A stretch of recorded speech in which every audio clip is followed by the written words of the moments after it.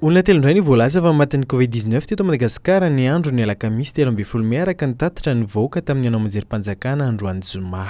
Teto amin'ny faritra Analamanga ny rota amin'izy ireo ary tany evaky ny karatra kosa ny iray noho izany teto fakatra 27 nisan'ireo lavo noho ny coronavirus hatramin'ny nidiran'ny valanaretina teto amin'ny nosy. Olona 720 indray kosa no voamarina fa mitondra ny tsimbokaretina Covid-19 tao anatin'ireo fitiliana 537 natao maly alakamisy, 770 teto Analamanga, 3 tany Diana, 5 tany Alotra Mangoro, 12 tany Maty, 3 tany Boeny, 2 tany Tsimondrefana, 1 tany Minabe, 1 tany Analanjirofo, 1 tany Anosy ary 2 tany Melaka. Misa 370 ireo mbola manaraka fitsaboana amin'izao fotoana izao ary 520 amin'izy ireo dia marary mafy. Maty niaraka misy alina teo dia Kely voalaza fa pakakeriny ary voaroroa io mpanao asa fiampirorona tany amin'ny faritra Betsiboka, Alotra Mangoro ary Analamanga raha ny vaovao nampitain'ny zandarimariam-pirenena.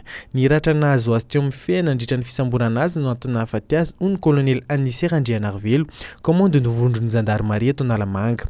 Mety voan'ny bala ny taolany ka mety nisy ratra tany anatiny hoy ny fanazavany tompona andraikitra ity. Efa taona maro no nanenjehana manam-pahefana ny Kely ka izao ny afara tamin'ny fisamborana azy izao. Nisy mony fampitifirana nandritra izany fisamborana izany ka voty eo amin'ny feny Kely hoy ny fitataran'ny zandarimaria. Nafindra toerana tany Moramanga izy taorian'izay mba ho tsaboiny saingy tsy tanany ny eny no ny ratra nahazo azy. Vola mipetina 220 tapitrisa ariary no zaraina amin'ireo zandary sy mpanome vaovao izay nandray anjara tamin'ity fisamborana azy ity.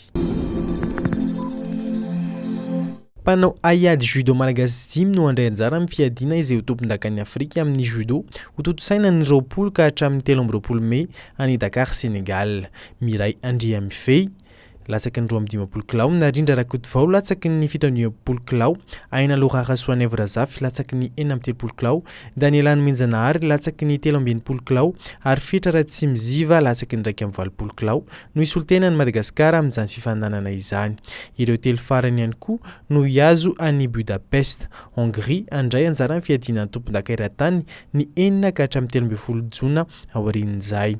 Tsy ho sakana ho andray totalita ireto ny fikatoanany sistan'ny Madagasikara. Nahazo lalana manokana izy ireo araka izany hamonjy ireo fifananana ireo araka ny efa nambaran'ny minisitry ny fitaterana ary mbola no mafisy ny filakevitry ny minisitra ny alarobia lasa teo.